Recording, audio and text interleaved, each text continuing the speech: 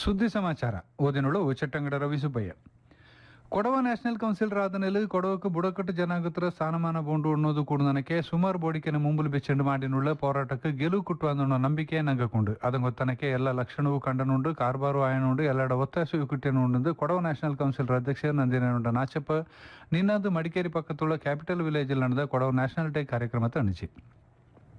ಕೊಡವಕ್ಕೆ ಕಿಟ್ಟಣಿ ಹಕ್ಕು ಸಂವಿಧಾನತೆ ಉಂಡು ಅದುಗಳ ಭದ್ರತೆ ಕಿಟ್ಟುಂಡುಚಿಗೆ ನಂಗ ಸಂವಿಧಾನತುಳ್ಳನಕ್ಕೆ ನಂಗಡ ಹಕ್ಕನ ಕಟ್ಟುಂಡುಳ್ಳ ಬೋರೆಂಡ ಹಕ್ಕನ ಬಲ್ಚಂಡಿಲ್ಲ ಎಂದು ಐಗಣಿಸಿ.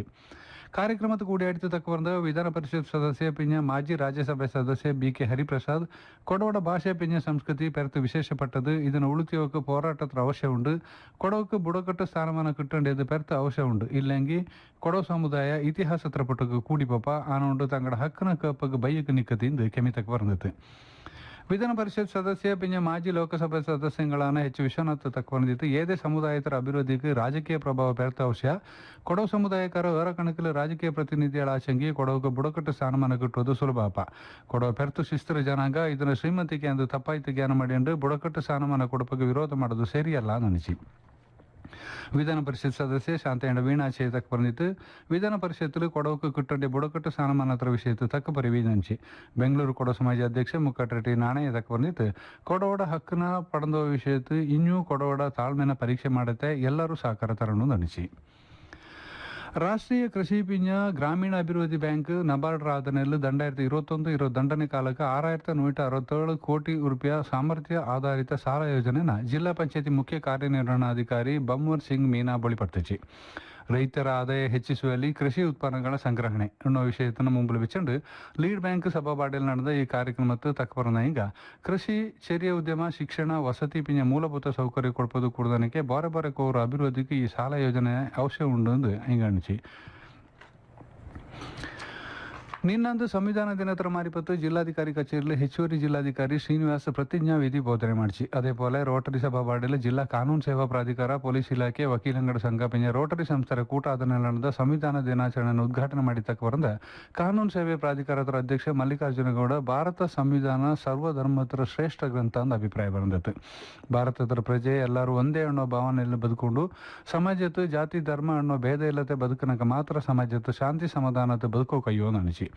1949 ನವೆಂಬರ್ 26 ಸಂವಿಧಾನದ ಸಭೆಯಲ್ಲಿ ಡಾಕ್ಟರ್ ಬಿ.ಆರ್. ಅಂಬೇಡ್ಕರ್ ಮಂಡನೆ ಮಾಡಿದ್ದು ಸಭೆಯ ಒಪ್ಪಿಗೆ ಪಡೆದು ಅಲ್ಲಿಂದ 1950 ಜನವರಿ 26 ಸಂವಿಧಾನತನ ಸರ್ಕಾರ ಜಾರಿಗೆ ಆಪನೆಗೆ ಮಾಡಿಸಿ ಅಂತಂಜೆ ಆ ದಿನತನ ಗಣರಾಜ್ಯ ದಿನದ ಆಚರಣೆ ಮಾಡಿರುವುದು ಐಂಗಣಿಸಿ.